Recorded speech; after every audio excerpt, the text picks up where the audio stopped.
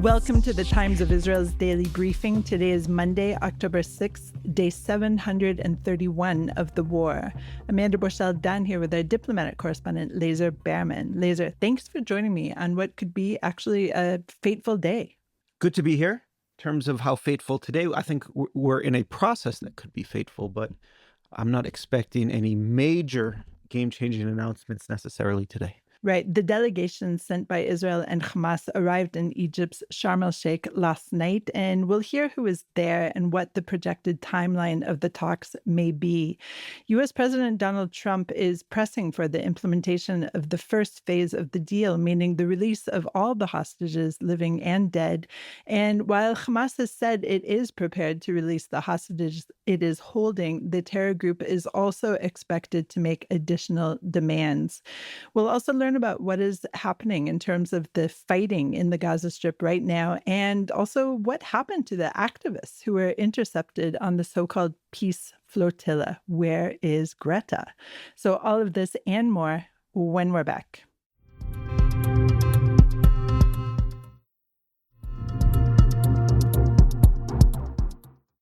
I'm Amanda Borschel-Dan here with our diplomatic correspondent, Lazar Berman. On Sunday, yesterday, U.S. President Donald Trump was asked by CNN what would happen if the Hamas terror group will not relinquish power. And Trump responded by text, complete obliteration. So, Lazar, of course, we are all waiting with cautious optimism to hear the outcome of the talks in Egypt. But let's begin actually with who is sitting at the table. Who is there? So for Israel, it's a pretty high-level delegation. It is people who are close to Netanyahu, including his foreign affairs advisor, Ophir Falk, Gal Hirsch, who's the government's point man on the hostages, very close to the hostage families, is there as well. You have the deputy directors of the Shin Bet Domestic Intelligence Agency and the Mossad Foreign Intelligence Agency are both there as well. Ron Dermer, who is officially in charge of the delegation, is not there. And that's not really surprising because he hasn't been an active participant in the actual nuts and bolts of negotiations in the past. He's more of a policy guy. Now, Netanyahu's office put out a very weirdly worded statement, or a poorly worded statement yesterday, that after meeting the prime minister, Netanyahu officially ordered them or gave them instructions to fly to Sharm El-Sheikh. And he said the delegation headed by Ron Dermer would be going there. People assumed that meant that Dermer would be there as well.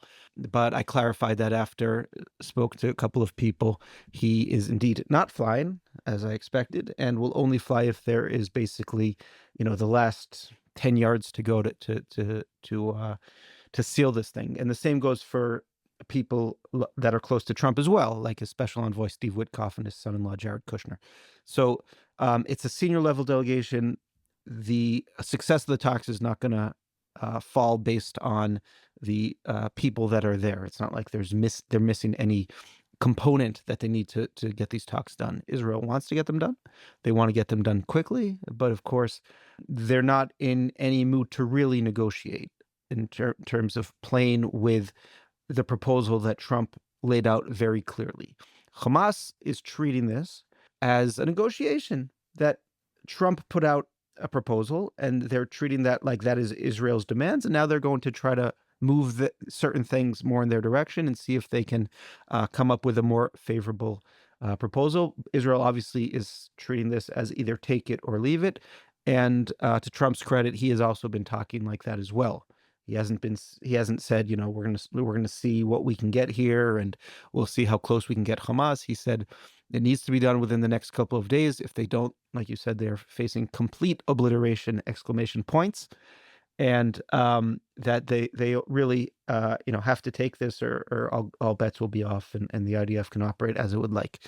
So that's where things stand now. Lazar, I just want to clarify a little bit what you said about the U.S. delegation. So Steve Witkoff and Jared Kushner are not in the region? Is that what you're saying? I don't know exactly where they are. They might well be in the region, but in terms of joining talks, as of the latest update, they are not going to be there, at least in the first day. These are very technical talks. They're trying to figure out how indeed, if indeed the hostage release goes forward. So it'll be a release of all or almost all of the living hostages at once. The idea is over a 72-hour period, all the living hostages and the bodies of slain hostages will be returned to Israel. And the question is, how will that be done? Gal Hirsch met yesterday with the head of the Red Cross in Israel. That is the organization that has been instrumental in actually physically picking up the hostages, bringing them back to Israel. So all of that needs to be done, and they have to agree on all sorts of things: where the IDF will be during these releases, where the releases will take place, whether the IDF will be flying overhead, what hours this will happen, where Hamas can go to pick up and to gather hostages and bodies. So there's a lot that needs to be worked out, and that's the reason why it's a senior, but it's people that can actually talk about those details, and if it's needed to move things forward or to really there might be, things might break down and they need to bring in the big guns to actually get this done, then we can see some of those names that we talked about show up and try to influence the proceedings. And in terms of mediators, who do you know is there right now? I assume the Egyptians are there because it is their country. The Americans, on some level, are probably there. Who else is a player in the room? Yeah, certainly the Egyptians are. And it's significant that this is taking place in Egypt and not in Doha, as most of the other talks have taken place. Of course, since the last serious talks, things have happened in Doha, including 10 Israeli missiles slamming into a house hosting a Hamas meeting. So that has certainly changed things there as well. I'm happy to see them in Egypt. I think they're a more natural partner for us and we can trust them. And of course, they have more influence over Hamas on the ground in Gaza, given their history and their geography, and the fact that they hold the only border that's not an Israeli border with Gaza. The Qataris are there. Worryingly, you're hearing more and more about Turkish involvement. Of course, the Turks are or at least this government, but also most of the public as well, is no friend to Israel. Probably Israel's biggest critic on the world stage today, backers of Hamas, and also very close to President Trump. So that's worrying as well. And the fact that you have Qatar and Egypt together there, that is certainly, an alliance that lines up with a Hamas worldview.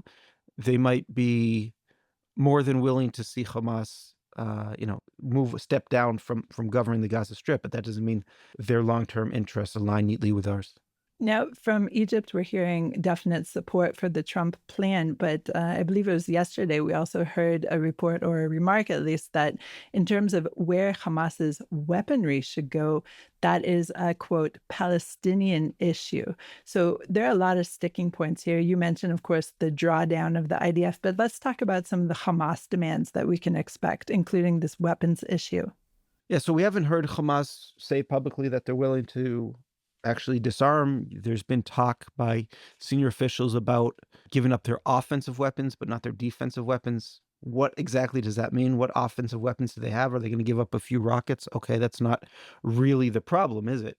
We thought it was, but if you remember what they carried out October 7th with, they were holding AK-47s. So I don't know. There's not a lot of weapons that Hamas has that are purely defensive. Something like the Iron Dome is not an offensive weapon, but a rifle is a very nice offensive weapon. So obviously Israel's not going to accept anything that formally allows Hamas to keep rifles. Now, there's no way. I think everyone expects. Gaza is just so full of weapons. There's no way every last weapon is going to be gone. But like in the West Bank, Hamas is not allowed in any way to have weapons. They do, but Israel runs after them and keeps them limited into how much they have and where they have it. So it's probably going to be something like that, where there's going to be a commitment, if it moves forward, a commitment from Hamas, some sort of handover, some sort of some sort of inspections from an international force, probably that has some token Palestinian involvement. But we have experience with these international forces, right? Then think about UNIFIL in Lebanon. How uh, how vigorously did they inspect Hezbollah sites? They really didn't. You can talk to anyone that's been there in southern Lebanon over the past year. I have. You see these absolutely massive bunkers of weaponry that Hezbollah was holding, sometimes very close to UNIFIL bases. There was basically this agreement that they're going to sit there, but they're not going to stick their noses into where Hezbollah doesn't want them. So I wouldn't put much stock in this international force. So there's a lot of questions about this disarmament. What does it mean? How does it happen? Where does it happen? Who inspects it? All of those things need to be worked out. And I don't think there's any way that, even if there's some agreement, that it's going to be airtight and it's going to be very clear exactly, how this is done 100%. It's a staged thing. It's kind of a gradual thing. It has to, basically declare and have Hamas agree that it's not going to be an armed group. And then from there, we can try to make sure that it is enforced as much as possible. But we shouldn't expect some sort of 100% handover of weapons and Hamas to hold no more weapons in Gaza. Okay, one of the other main sticking points is that Hamas is set to demand the release of some of the most notorious Palestinian terrorists. And there are currently some 300 security prisoners serving life sentences in Israel. But on the list, as far as we understand, are terrorists such as Marwan Barghouti, who is serving 5 life sentences for planning 3 terror attacks that killed 5 Israelis during the Second Intifada, and others like him. So where do you see any kind of wiggle room on this sticking point, Lazar? So Hamas wants to show that it is the only organization that can do things for the Palestinian national movement. Obviously, that was one of the problems with countries like the UK and France recognizing Palestinian state, because it's given Hamas a platform or ammunition to say things like that. So if they can get someone out like Marwan Barghouti, who's the most popular Palestinian potential leader today, and someone who would probably win, by all accounts, if there was some sort of election. I think that's the reason why Israel is not going to let Marwan Barghouti out. They don't want to give Hamas that win. Some of the other terrorists who are serving much longer sentences, you have people serving like 40, 50 consecutive life sentences for involvement in a lot of suicide bombings during the Second Intifada. And there's also someone who was involved in the killing of Minister Rehavam Ze'evi. I could see some of those leaving, because we have let senior terrorists out in the past, especially if they've gotten older. It seems like they can become less of a threat. There's obviously, listen, we're going to be letting out, well over 1,000, almost 2,000 other prisoners that we've taken since October 7th. Hamas is insisting that Nukhba terrorists and terrorists that were involved in October 7th be let out. I actually think that's even more of a problem, because those are the ones, these hardened, younger terrorists that have only sat in Israeli prisons for a couple of years. Those are the people that I think would be a core. They're well trained and a core of Hamas rebuild. So we have to be very, very cognizant of that. And I'm happy that you're asking about the prisoner thing, because that is not something that most news accounts have focused on, that problem. Of course, we know that Yahya Sinwar, the mastermind of October 7th, was released in the 2011 Gilad Shalit deal, and without Sinwar, I don't think you get October 7th. So I think this is a very significant part, but it looks like we're going to have to do it. And that's something we should pay attention to, because this is one of the main risks. This is really the kernel of some of the problems in the future that we're trying to avoid. It might be something that it looks like it's something that we really have to do. We don't have a choice.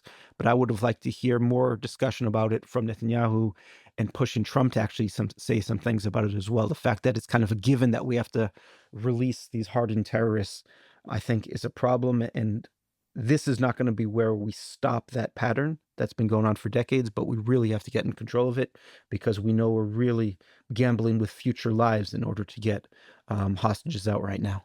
Let's go to a short break.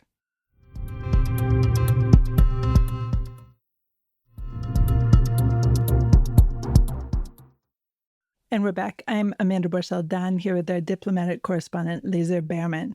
Lazar, I want to turn to what is happening in the Gaza Strip right now. And we learned that on Saturday, the IDF halted its offensive in Gaza City, and I assume elsewhere in the Strip. But what does it actually mean in terms of operations? We understand that defense operations are ongoing. What are defensive operations? So it's basically this. You have tens of thousands of IDF troops in the Gaza Strip. Obviously a very dangerous place, very chaotic battleground. Something like 80,000. That means that they're not going to move forward with the goal of capturing more ground, more territory, more buildings. But anything that needs to be done to keep those forces safe, so that means it will be done. So that means if there are suspicious movements, that might be a very aggressive attack to take those out, right? It doesn't mean you're just going to sit there static and just shoot if you see someone pop up in front of you. Whatever needs to be done for force protection will be done. So that means troops will move around. There will be airstrikes.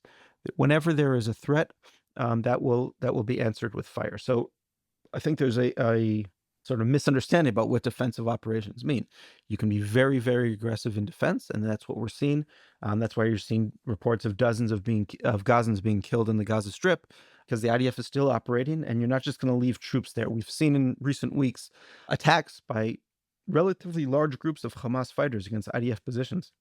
And as things kind of reach this weird, not a full ceasefire, but this lull right now, that's absolutely a time that Hamas could attack and could try to find some soft spots in Israel's defenses.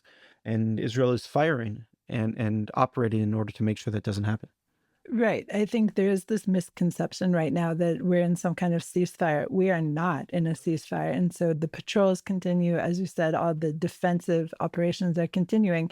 And as you said, this is why we're still seeing accounts of casualties of these defensive operations. But at the same time, I think there's been no order on Hamas. As you rightly pointed out, the Hamas troops have been firing on the Israeli soldiers stationed inside Gaza. So it is still a very dangerous situation all around. Let's turn to the flotilla. And on Yom Kippur, while we were all fasting, right, Lazar? We were all fasting. I don't know if we all were. I certainly was. So all two of us in this room were fasting. The flotilla was intercepted using hundreds of IDF troops and police and sailors. And Swedish activist Greta Thunberg was among those. So where is Greta today? So she's been spending time at the Ktziot prison, which is kind of an hour west of Beersheba on the Egyptian border. Not the nicest place. It's a place where some hardened terrorists go. She and others have complained about mistreatment. Of course, the foreign ministry has totally denied that. But of course, we're not helped by our always helpful national security minister, Itamar Ben-Gvir, who's bragging about the tough conditions that he's keeping these activists in. Obviously, Israel is not helped in any way, and our security is not helped in any way by keeping them in any sort of difficult conditions, and certainly not by someone talking about it and bragging about it, whether it's true or not. So once again, Itamar Ben-Gvir not contributing, not being helpful to this situation, which the world is paying attention to. But she should be on her way to the airport today, to Ramon Airport in the Arava near Eilat. And from there, she and dozens of other international activists that came on this flotilla will be flown to Greece and then to their home countries. So we're talking about Sweden, France, Spain, Italy. And they'll go home and they'll complain about their treatment and complain about the injustice of it all in their nice air-conditioned apartments. And then we'll probably see more of these as well. But I think it's clear that Israel has learned how to deal with these, especially the foreign ministry and the army. But again, we have actors like Itamar Ben-Gvir who are not on the same page and are not making this any easier. Right, and I understand another flotilla is on the horizon, set to arrive in a couple days or something like that, potentially yet again on a Jewish holiday, though, to be fair, there are no lack of Jewish holidays this season. Right, if you come anywhere in September, October, the chances are you're going to arrive on a Jewish holiday. But yeah, these will keep coming. This is a smaller one, but I think this is a problem we're going to have to keep dealing with. It's a nuisance. It's a diplomatic issue, but I think Israel understands how to deal with this. And even, the countries where these people come from kind of look at this as a nuisance. But yeah, these will keep coming. It'll be another challenge, but certainly not among the biggest challenges that Israel is facing right now. Lazar, I want to wish you a Chag Sameach, a happy Sukkot holiday. Chag Sameach to you and to all of our listeners. Thanks for listening to the Times of Israel's Daily Briefing. Please check out another episode soon. This installment was produced by the Podwaves. If you have any questions or comments about this or any other episode, please drop us an email to podcast@timesofisrael.com. Until tomorrow, Shalom.